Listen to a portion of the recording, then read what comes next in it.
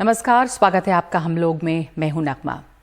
कोविड-19 virus यानी कि corona virus के विश्वव्यापी हमले के साल भर से ज्यादा का वक्त बीत चुका है। पिछले साल यानी कि साल 2020 में 24 मार्च को पहली बार देश में 21 दिन के लिए लॉकडाउन लगाया गया, जिसका सिलसिला 3 जून तक चला और बाद में दिल्ली से लॉकडाउन में शुरू हुई मामूली राहतें वक्त के साथ साथ देश भर में लागू की गई आहिस्ता आहिस्ता। कोरोना का बढ़ता हुआ ग्राफ नीचे भी आया, लेकिन सितंबर महीने तक कोरोना की वैक्सीन बनाने की तरफ बढ़ रही दुनिया में कोरोना का नया स्ट्रेन सामने आ गया। हालांकि हिंदुस्तान की सख्त पाबंदियों की दुनिया भर में चर्चा के दौरान यहाँ के लोगों की जिंदगी में बहुत सारे बदलाव आए, बल्कि दुनिया भर के लोगों की जिंदगी में बदलाव आए हैं। यहाँ पर सरकार लोगों को ताली और थाली बजाकर कोरोना भगाने के लिए ऊर्जा बटोरने की सलाह देती रही। लोगों ने ये किया भी। देश भर में कोरोना का कहर अपनी रफ्तार से बढ़ता रहा और आलम यह है कि दिसंबर जनवरी से लेकर फरवरी तक बेहद कम होने के बाद, यानी कोरोना की संख्या बेहद कम हुई, दिल्ली में ना के बराबर रह गई। उसके बाद एक बार फिर से रफ्तार पकड़ने लगा है कोरोना वायरस और मुंबई में 6100 से ज्यादा मामले एक दिन में सामने आने लगे। तो महाराष्ट्र एक बार फिर से कोरोना का केंद्र बनने लगा। अब तो कई जाने माने लोग कोरोना के शिकार हुए इस साल भी, जैसे कि सचिन तेंदुलकर, यूसुफ पठान और उनसे लेकर आमिर खान तक कोरोना से संक्रमित रहे।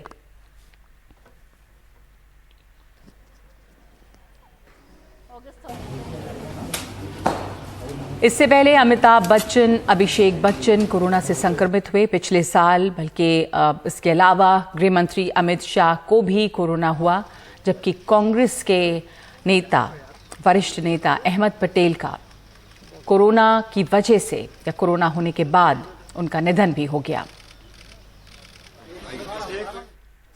कोरोना के एक साल के दौरान सबसे ज्यादा असर बच्चों की पढ़ाई पर हुआ, जो साल भर से स्कूल और कॉलेज नहीं जा सके।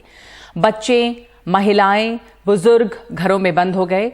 जो जिंदगी में एक नया बदलाव था, कोरोना ने दुनिया को किस तरह से बदल दिया, लोगों की जिंदगियां कैसे बदल गई, बल्कि कई बदलाव तो अब बिल्कुल स्थायी लगने लगे हैं। बहुत सारे दफ्तर सिकुड़ गए हैं, शादियां ऑनलाइन होने लगी हैं, बल्कि शिखर सम्मेलन तक ऑनलाइन हो गए। और आगे क्या क्या होगा और क्या बदलाव इस दौरान जो हुए, उनने लोगों की जिंदगियों पर कैसे असर डाले हैं, इन तमाम पहलुओं पर हम बातचीत करेंगे। और हमारे साथ जो हैं खास मेहमान उसके लिए मौजूद हैं।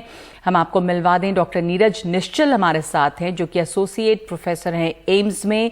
इसके साथ साथ हमारे साथ जुड़ रहे हैं राजीव जैन, निदेशक हैं राशि एंटरटेनमेंट प्राइवेट लिमिटेड। हमारे साथ हैं सरनदीप सिंह, पूर्व cricketer, Manju Gupta Kothari international school के प्रिंसिपल, अनंत कटारिया जो निदेशक हैं बिग फैट हॉस्पिटैलिटी के। सबसे पहले अगर हम इस चर्चा की शुरुआत करें कि लोगों की जिंदगी कैसे बदली है और अभी भी कैसे बदल रही है, तो डॉक्टर निश्चल, मैं आपसे समझना चाहूंगी कि एक ये दौर रहा, खास करके दिल्ली में पिछले कुछ महीनों से लग रहा था कि मामला खत्म हो गया, वैक्सीन भी आ गई, एहतियात लोग बरत रहे थे, लेकिन एक बार फिर से ये खौफ और नए जो वायरस के स्ट्रेन है, इस समय हमने देखा है कि महाराष्ट्र में हालत बुरी है, बल्कि मुख्यमंत्री ने कहा है कि अगर प्रोटोकॉल नहीं फॉलो हो रहे हैं तो आप लॉकडाउन के लिए तैयार रहें। दिल्ली की स्थिति जो है इस समय कैसी दिख रही है, और खास करके एक वैक्सीन लेकिन नया जो स्ट्रेन है वायरस का?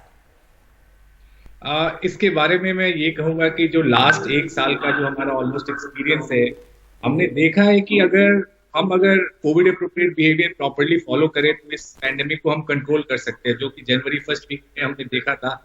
लेकिन वहां से हमने देखा आज लोगों में जो एक तरह से मैं कहूंगा कि जो पेशेंस है वो आउट कर चुका है, वो एक बंद जगह में रहने की कर रहे हैं, जिसके चलते घर से बाहर निकलना जो कि अवॉइड कर सकते हैं, वो सारी चीजें फोकस करना शुरू किया है। एक बात समझने की जरूरत है, सारे लोग ये कह रहे हैं कि भाई वायरस म्यूटेट कर गया, इसके ये सारा पैंडेमिक केसेस में जो सर्ज हम देख रहे हैं, लेकिन मेरा मानना म्यूटेशन हुआ है तो वो बिहेवियर में पहले हम फॉलो कर रहे थे, उससे हमने कंट्रोल कर लिया।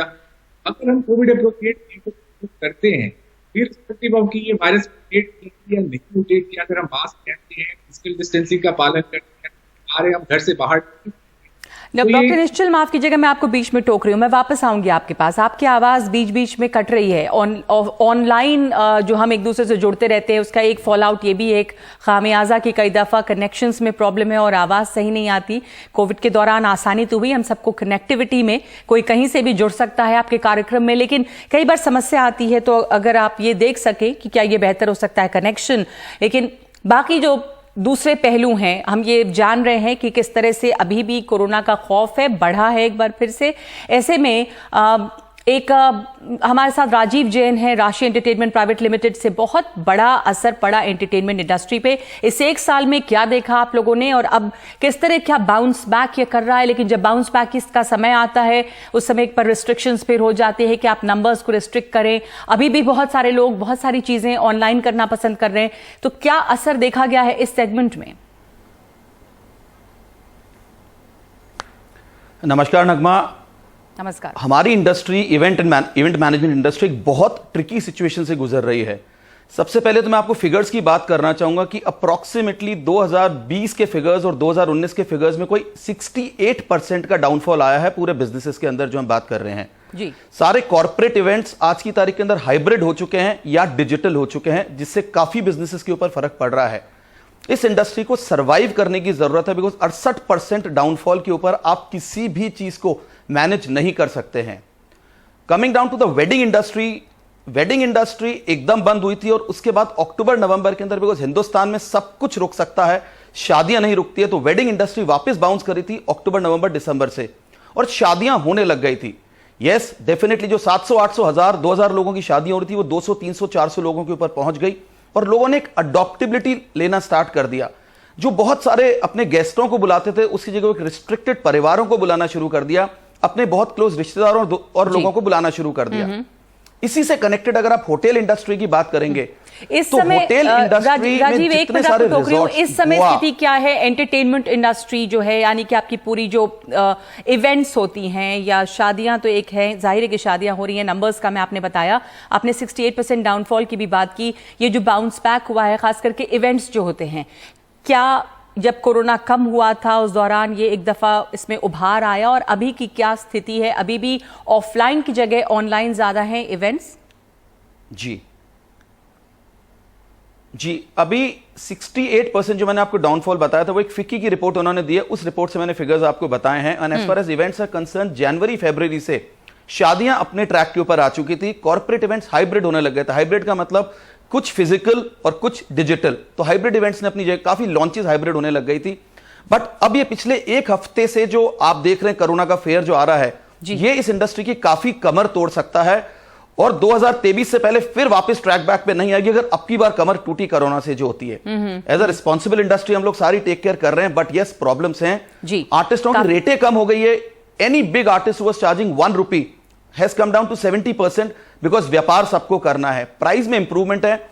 बट यस, होटल्स जो रिजॉर्ट होटल्स हैं जैसे गोवा हो गया, महाबलीपुरम हो गया, आईटीसी ग्रैंड भारत हो गए, इस तरह की सारी होटल्स हैं, इन्होंने बहुत ही फ्लरिशिंग बिजनेस किया है इस पूरे कोविड के टाइम में।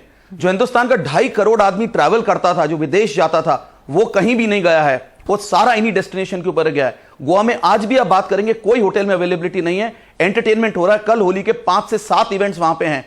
सो as far as resort hotels are coming, they are rocking. As far as domestic hotels are concern, जो सिटी सेंट्रिक होटल्स हैं, उन सबको कम से कम भी 40 से 50% का डाउनफॉल है और उनको प्राइसेस नहीं मिल रहे। 3-4 हजार रुपए लोग एक साल से अपने घरों में बंद थे, जैसे ही मौका मिला लोग उन जगहों पर गए जो सुरक्षित हैं, जो रिजॉर्ट्स हैं, जो लोग जा सकते थे, क्योंकि इस दौरान बहुत आर्थिक तौर पर लोगों को झटका लगा है और जो हमारा मध्यम वर्ग है वो बहुत सिमटा है, जिसकी रिपोर्ट्स हैं बाकायदा। राज्यों में जीडीपी का नुकसान कितना हुआ, ये आंकड़े आप देख रहे हैं। 2020 में देश की जीडीपी को 4.2% का अनुमानित नुकसान है और मिडिल क्लास बहुत सुकड़ा है। बहरहाल जो लोग जा सकते थे वो गए हैं।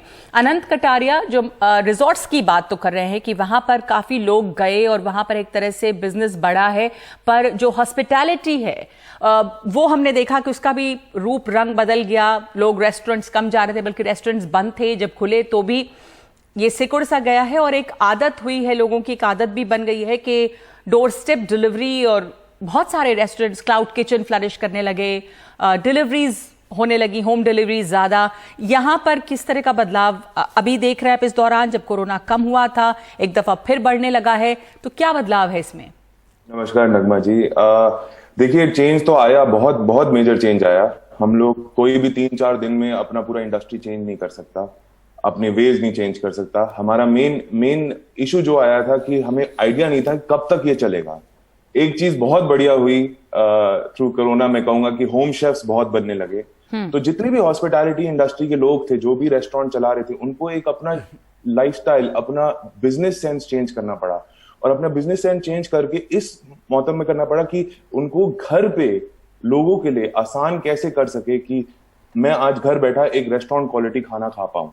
तो हम लोगों को अपना पूरा बिजनेस आइडियोलॉजी चेंज करके एक नया आइडिएशन ला के लोगों को घर पे एक नई किस्म का डिनर लंच प्रेजेंट करना पड़ा। तो ये बदलाव आया है कि एक उसका जो पूरे जो रंग रूप है वो काफी बदल गया है, और किस तरह से एंड लोग भी बहुत एक्सेप्टेड हो गए। हम एक जीव है, हम चेंज एक कांस्टेंट है हमारे लिए। हाँ बिल्कुल। मैं वापस आऊंगी कि क्या क्या चीजें बदली, अब क्या सुधार इसमें या अब क्या बदलाव इसमें है। हमारे साथ सरनदीप सिंह है, पूर्व क्रिकेटर।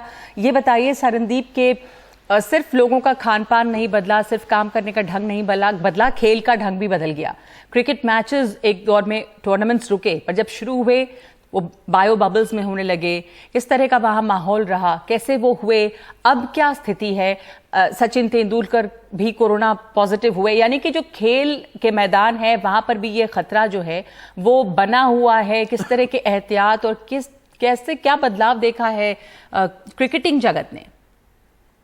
गुड इवनिंग अगमा जी। मैं बताना चाहूंगा कि जैसे हम जैसे क्रिकेट पहले बंद हुआ, जैसे शुरू हुआ तो बायो बबल में, जैसे आईपीएल दुबई में हुआ तो बहुत एक रिस्ट्रिक्ट कंडीशंस में आपको रहना पड़ता था। पहले 14 दिन आपको एक रूम में क्वारंटाइन करना पड़ता था, आप बाहर नहीं जा सकते थे। तो सिर्फ आप ये नहीं कह सकता कि फिजिकली बट मेंटली आदमी बहुत ड्रेन आउट होता था, क्योंकि एक ही कमरे में बंद रहना, बाहर नहीं निकलना। फिर उसके बाद जब आप बाहर निकलना शुरू हुए तो बायो बबल जो रिस्ट्रिक्शंस इतनी ज्यादा थी आपको कि एक रिस्ट्रिक्टेड विंग में प्लेयर्स को रखा जाता था, क्योंकि उस विंग में कोई जा नहीं सकता था, कोई आ नहीं सकता था। तो प्लेयर्स सिर्फ अपने होटल से ग्राउंड और ग्राउंड से होटल ही जाना शुरू हुए। बट गेम शुरू होना शुरू हुआ, जैसे उन्होंने खेलना शुरू किया, एक्टिविटीज दोबारा से शुरू हुई। एक अच्छी चीज लगा था कि नहीं शुरू होना शुरू हो गया, और लोगों का भी एक अच्छा एंटरटेनमेंट होना शुरू हो गया था, क्योंकि खेल एक ऐसी चीज है कि आप सारे दिन के कामकाज से थके हारे आते हैं तो शाम को आप आईपीएल जरूर देखना पसंद करते हैं कि चलो यार आईपीएल का मैच है, जाके देखें।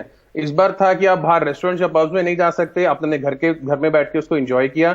लेकिन जहां अभी आपने बात की है कि चीज सचिन तेंदुलकर को भी हुआ, जैसे जैसे चीजें थोड़ी सी खुलनी शुरू हुई, गेम ज्यादा ग्रो अप होना शुरू हुआ, हर जगह छोटे छोटे टूर्नामेंट शुरू हुए, क्योंकि गेम को वापस लाना भी बहुत ज्यादा जरूरी था, क्योंकि उससे भी काफी हद तक कहीं ना कहीं किसी को नुकसान तो हो ही रहा था। खेल जगत को भी हो रहा था, एंटरटेनमेंट इंडस्ट्रीज को भी हो रहा था, एडवर्टीजमेंट्स को भी हो रहा था, प्लेयर्स को भी काफी हो रहा था, जो कि प्लेयर्स फर्स्ट क्लास क्रिकेट खेलते हैं तो उनको भी एक अमाउंट मिलता है मैचेस खेलने का, तो वो भी एक फाइनेंशियली तौर पे भी काफी मुश्किलें आ रही थी उन सबके लिए। बट अभी जैसे जैसे शुरू हुआ है खेल, अभी क्या है कि बहुत ज्यादा क्राउड के साथ, जैसे हमने देखा सचिन हुआ, तो जहां पे खेल रहे थे पहले, जब बायो बबल में खेल रहे थे तो चीजें ठीक रहती थी, बट सडनली एकदम से इतना ज्यादा क्राउड आना शुरू हो गया। अब उस क्राउड में देख रहे हैं, हमने कई वीडियोस भी देखी है इन्होंने जो सोशल मीडिया पे डाल रहे थे कि बर्थडे सेलिब्रेशन हो रही है, ड्रेसिंग रूम में काफी लोग हैं, काफी चीजें देखने को मिलती हैं। तो कहीं ना कहीं किसी ना किसी के पता किसी को नहीं होता कि आपके अंदर क्या चल रहा है उस टाइम, जब तक वो टेस्ट होके सामने ना आ जाए। जी, तो कहीं वो चीजें सामने आई है। तो ऐसा नहीं है कि क्रिकेटर्स को नहीं हो सकता। नॉर्मली सबको लगता है कि स्पोर्ट्समैन बहुत अच्छा डाइट लेते हैं, बहुत ट्रेनिंग करते हैं, ये लोग फिजिकली बहुत स्ट्रांग होते हैं, बट ये वायरस इतना इफेक्टिव है, इतना डेंजरस है कि कोई कितना भी बड़ा एथलीट हो, अगर शुरुआत हो नोवाक जोकोविक से हुआ, क्रिस्टियानो रोनाल्डो हुआ, काफी बड़े बड़े फुटबॉलर स्पोर्ट्स पर्सन को भी हुआ है, तो ऐसा नहीं है। तो इसके लिए आपको एहतियात बरतनी ही पड़ेगी, काफी एहतियात बरतनी बहुत जरूरी है। और खेल है, तमाम चीजें चल रही हैं अपनी जगह पे, चलनी भी चाहिए, लेकिन इसके साथ साथ एहतियात बरतना बहुत जरूरी है। हमारे साथ मंजू गुप्ता कोठारी जुड़ी हैं, कोठारी इंटरनेशनल स्कूल की मंजू गुप्ता जुड़ी हुई हैं, और हमारे साथ डॉक्टर साहब भी मौजूद हैं। पर एक छोटा सा ब्रेक ले रहे हैं और ब्रेक के बाद हम लौटते हैं। और सबसे बड़ा हिस्सा जिस पर असर हुआ है वो बच्चों की जिंदगी पर, उनकी पढ़ाई पर, उनके पढ़ाई के तरीके पर, और वो अब तक पटरी पर नहीं लौट पाया है। इसके बाद इस पर चर्चा करेंगे।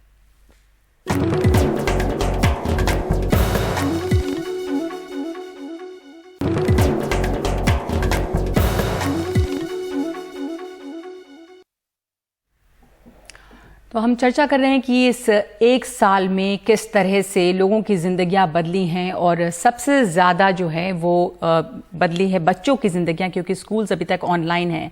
हमारे साथ कुठारी इंटरनेशनल स्कूल की प्रिंसिपल मौजूद हैं। आपसे जानना चाहेंगे मैम कि अभी भी बच्चे ऑनलाइन क्लासेस कर रहे हैं, सरकारी स्कूल्स दिल्ली में कम से कम कुछ खुले, लेकिन इन एक साल में किस तरह कोप अप करने का आप लोगों ने क्या क्या तरीका अपनाया बच्चों के लिए, खास करके छोटे बच्चों के लिए ये दौर बहुत मुश्किल रहा है? नमस्कार, मैं Nagma ji. What I would like to say is कि इस समय में बहुत परेशानी तो रही, कंफ्यूजन तो रहा, लेकिन उसके साथ साथ सीख भी बहुत रही। तो इसलिए मैं पूछना चाहूंगी, आपसे परमिशन लेना चाहूंगी कि आप मुझे पॉजिटिव बोलने के लिए बोलेंगे कि हमने क्या सीखा, बिल्कुल, या क्या खोया। बिल्कुल, क्या तो सीखा? हाँ, क्या सीखा, ठीक है। तो हमने बहुत कुछ सीखा, नए तरीके सीखे पढ़ाने के, टीचर्स ने सीखा, पेरेंट्स ने सीखा और बच्चों ने भी सीखा। तो हम 10 साल आगे निकल गए पढ़ने पढ़ाने के तरीकों में। हम 10 साल आगे निकल गए नए जमाने को, या 21st सेंचुरी स्किल्स जो कहते हैं उनको अडेप्ट एंड अडॉप्ट करने में। हमने खोया बहुत कुछ है, लेकिन उसके साथ साथ अगर मैं सीखने की बात करूं तो बहुत सारे इनोवेटिव मेथड्स आ गए, नए नए तरीके आ गए। हम खुद अपने देश में अपने घर में बैठ के दुनिया से जुड़ गए। तो डिजिटाइजेशन जो हुआ वो एक बहुत बड़ा, आई वुड से एक बहुत बड़ा स्टेप फॉरवर्ड हुआ जिंदगी को, पढ़ाई को, लर्निंग को आगे बढ़ाने में। आज मैं अपने घर पर बैठ के आप सबसे जुड़ गई, कितना सुंदर है। लेकिन हाँ, उसके अपने चैलेंजेस हैं। मैं दूसरी बात जो कहना चाहूंगी कि सॉफ्टवेयर इंडस्ट्री, लाइक इतने सारे सॉफ्टवेयर्स आ गए, इतने सारे लोग जुड़ गए कि अब पढ़ाई को लेकर मुझे ये लगने लगा है कि जब हम स्कूल खोलेंगे तो हम बच्चों को जिंदगी सिखाएंगे, लेकिन ये जो कॉग्निटिव डेवलपमेंट, सब्जेक्ट एजुकेशन है, ये शायद हम हाइब्रिड मोड में ऑनलाइन ही करते रहेंगे। तो एक ये नया चेंज आया है लर्निंग, उसमें कोलैबोरेशन इतना सारा हो गया, दुनिया जुड़ गई पढ़ने पढ़ाने में, तरह तरह के तरीके आ गए। और सबसे बड़ी बात अगर मैं कहूं तो इतना सारा एक्सपोजर मिल गया। मैं खुद घर में बैठकर, बच्चे घर में बैठ के सारी दुनिया से कनेक्ट हो गए। जो नए आइडियाज, जहां कहीं कुछ हो रहा है, हम शेयरिंग मोड पर आ गए, कोलैबोरेशन मोड पर आ गए। नहीं तो अपने अपने स्कूल्स में, अपने अपने एरियाज में, अपने अपने कंट्री में अपनी तरह से काम कर रहे थे। बट नाउ हम सब कुछ सीख पाए हैं, और इसकी वजह से I think we become global citizens very very fast जी। और ये चीज अगर मैं कहना चाहूं, एक और चीज हुई, एक्सपेंडिचर्स कम हो गए, क्योंकि ऑनलाइन क्लासेस होने लगी तो ट्रैवल टाइम कम हो गया, ट्रैवल एक्सपेंडिचर्स कम हो गए, और स्टडी मटेरियल भी अवेलेबल हो गया बहुत सारा। Suddenly it was an outflow and extensive availability of study material was there. So the result, तो कई बार ये लगता है कि अब जो दिल्ली में खास करके ये होता था कि बहुत ज्यादा फॉग है, बहुत ज्यादा पोल्यूशन है, स्कूल बंद हो जाते थे, शायद अब स्कूल्स ऑनलाइन शिफ्ट कर जाएंगे उस दौरान जब स्कूल्स खुलेंगे उसके बाद भी। तो एक नया जरिया भी मिला है। आपने पॉजिटिव्स की बात की है, और बहुत सारे बच्चों ने लेकिन अपने साथियों से मिलना, अपने टीचर्स से मिलना, एक साल नए क्लास में जो बच्चे गए वो स्कूल जा ही नहीं पाए, तो ये तमाम चीजें भी हैं। लेकिन मैं डॉक्टर साहब के पास चलना चाहूंगी। डॉक्टर हमारे साथ जुड़ गए हैं इस समय। तो अब हम जानते हैं कि मुंबई में, महाराष्ट्र में हालत जो है एक बार फिर से बहुत खराब है और लॉकडाउन की बात तक हो रही है। केंद्रीय स्वास्थ्य सचिव राजेश भूषण ने उन 12 राज्यों के अधिकारियों के साथ उच्च स्तरीय बैठक की है जहां कोरोना के मामले तेजी से बढ़ रहे हैं। उन्होंने, केंद्रीय स्वास्थ्य सचिव ने टेस्टिंग, आइसोलेशन, ट्रीटमेंट और वैक्सीनेशन पर ध्यान देने का निर्देश किया है। सबसे ज्यादा जहां हालत खराब है वो महाराष्ट्र है, उनमें महाराष्ट्र के 25 जिले हैं, गुजरात के 4 जिले हैं, हरियाणा के 3 जिले हैं, छत्तीसगढ़ है, मध्य प्रदेश है। ये सब हम जब देख रहे हैं, और डॉक्टर साहब नया स्ट्रेन भी आया है ये कोरोना वायरस का, यूके स्ट्रेन कहा जा रहा है। क्या इसके ऊपर ये वैक्सीन, ये को जब पता चला है ठीक तरह से कि वैक्सीन कारगर है या नहीं है? दिल्ली में स्थिति क्या है, किस तरह के प्रिकॉशंस की बात, जाहिर है कि वो तमाम प्रिकॉशंस अपनी जगह पर हैं, लेकिन भीड़ भाड़ तो बड़ी है, त्योहार आ रहे हैं, आप क्या कहेंगे?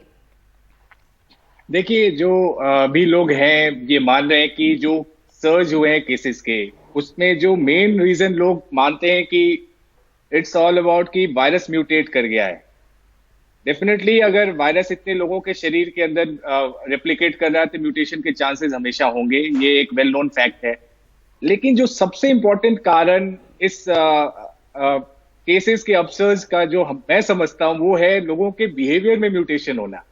जो कोविड अप्रोप्रिएट बिहेवियर जो लोगों ने काफी अच्छे से पालन करके इन केसेस को कंट्रोल किया था, अब वो लोग में एक फटीग आ चुका है, मेंटली वो तैयार नहीं है। तो अगर कोई ये पूछे कि ये जो म्यूटेंट वायरस है इसको कैसे कंट्रोल करे, तो ये आपके हाथ में है। वैक्सीन काम करे या ना करे ये एक थ्योरेटिकल पॉसिबिलिटी है जिसमें अभी भी रिसर्च चल रहा है, उस पर मैं कुछ नहीं कहूंगा। लेकिन एक चीज मैं कह सकता हूं कि जो सोशल वैक्सीनेशन है, जो ये कोविड अप्रोप्रिएट बिहेवियर है, दैट इज इफेक्टिव अगेंस्ट जो भी स्ट्रेन आ रहे हैं, उससे कोई फर्क नहीं पड़ता, वो इफेक्टिव है। तो अगर मास्क आप पहन रहे हैं, फिजिकल डिस्टेंसिंग का पालन कर रहे हैं, बेवजह घर से बाहर नहीं निकल रहे, अगर बीमार है तो अपने आप को घर पे रख रहे हैं, तो किसी को डरने की जरूरत नहीं है। केस कंट्रोल करना हमारे हाथ में है।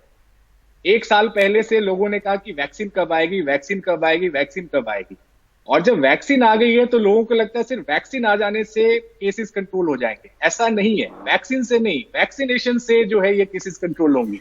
इसलिए जो भी एलिजिबल है, जो इनका भी नंबर अभी आ सकता है, वो आगे आकर वैक्सीनेट करवाएं जी। एफिकेसी, सेफ्टी, इस पे सब कुछ प्रूवन है कि एफिकेसी है, और 100% एफिकेसी किसी चीज की नहीं हो सकती।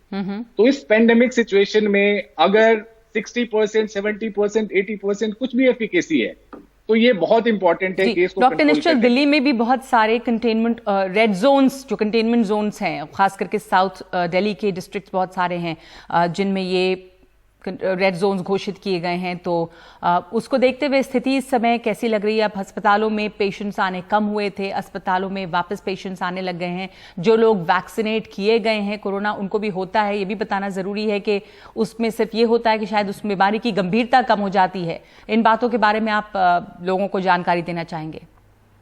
एग्जैक्टली एक सबसे इंपॉर्टेंट बात यह है कि वैक्सीन लगाने के बाद ऐसा नहीं है कि आप इन्फेक्ट नहीं हो सकते। किसी भी वैक्सीन का जो प्राइमरी रोल होता है दैट इज अबाउट कि इस बीमारी को, इन्फेक्शन को बीमारी में कन्वर्ट करने से रोके। अगर बीमारी में कन्वर्ट हो भी गया तो फिर उसको गंभीर बीमारी में होने से रोके। तो लोगों के मन में ये गलतफहमी नहीं होना चाहिए कि वैक्सीन लगा लिया तो वो बिल्कुल इस इन्फेक्शन से बिल्कुल सुरक्षित हो गया, ऐसा नहीं है। इसीलिए हम कहते हैं कि सोशल वैक्सीनेशन और जो ये बायोलॉजिकल वैक्सीनेशन है, they have to go hand in hand. आप इनको अलग इस पैंडेमिक सिचुएशन में नहीं देख सकते। ठीक है, एक छोटा सा ब्रेक ले रहे हैं इस समय डॉक्टर निश्चल, और उसके बाद हम वापस लौटेंगे इस चर्चा पर। ये भी देखेंगे कि तमाम क्षेत्र जिसके जुड़े मेहमान हमारे साथ हैं, चाहे वो एजुकेशन हो, चाहे वो खेल हो, चाहे वो एंटरटेनमेंट इंडस्ट्री हो या हॉस्पिटैलिटी, अब आगे उसके सामने क्या चुनौतियां हैं इस ब्रेक के बाद।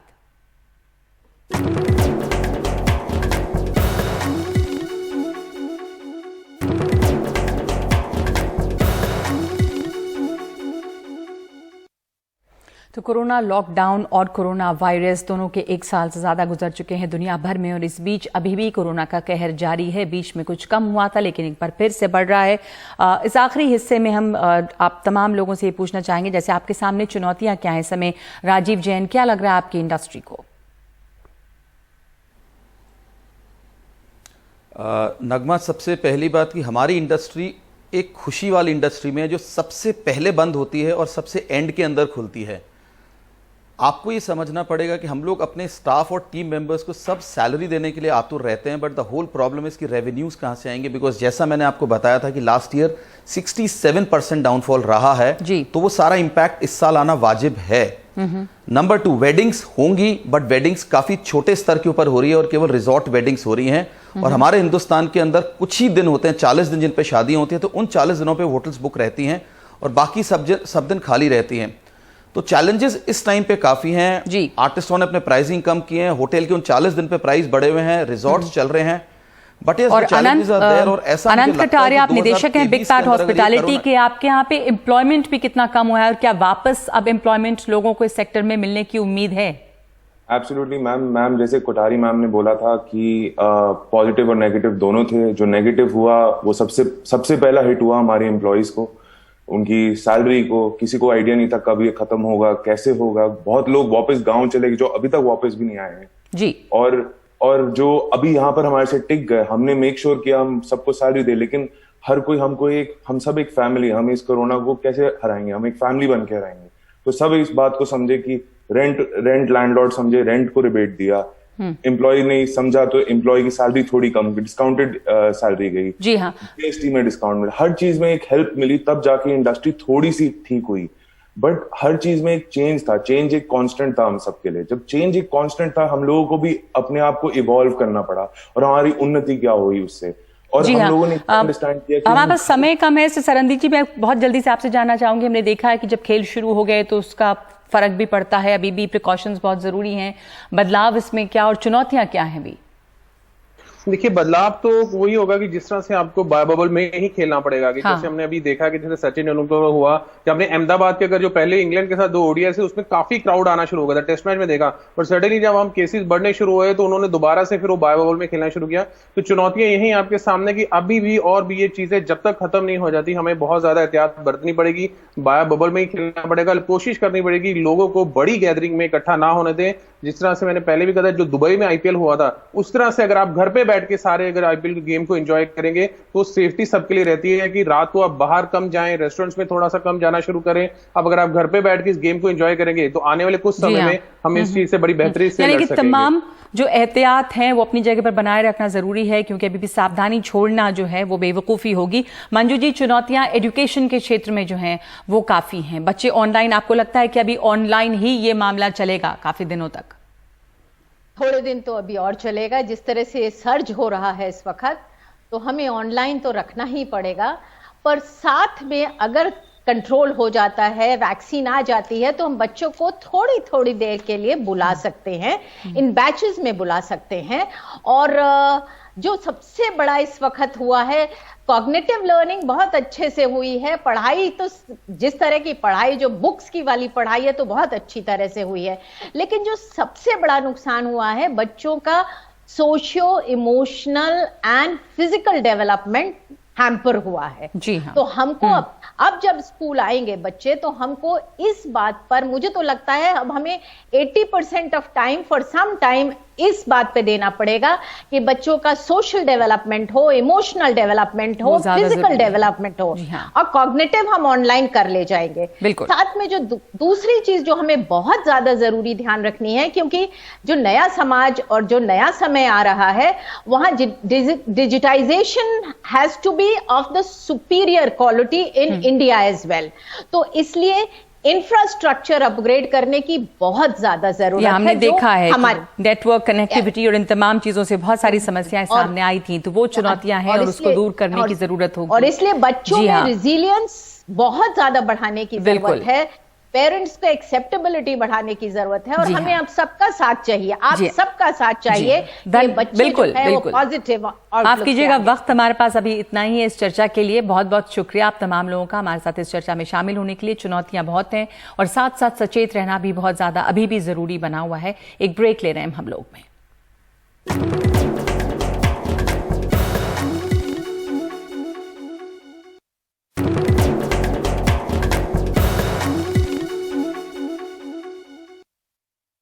हम बात कर रहे हैं कोरोना के 1 साल के, जब दुनिया भर में इसका असर देखा गया है, लेकिन इस बार फिर से तेजी से बढ़ रहे हैं कोरोना के मामले। और टास्क फोर्स की बैठक हुई है मुंबई में। मुख्यमंत्री उद्धव ठाकरे ने ये कहा है कि अगर प्रोटोकॉल ठीक से नहीं, इसका पालन नहीं हुआ तो फिर सख्ती करनी पड़ेगी और एक बार लॉकडाउन की तैयारी की जाए।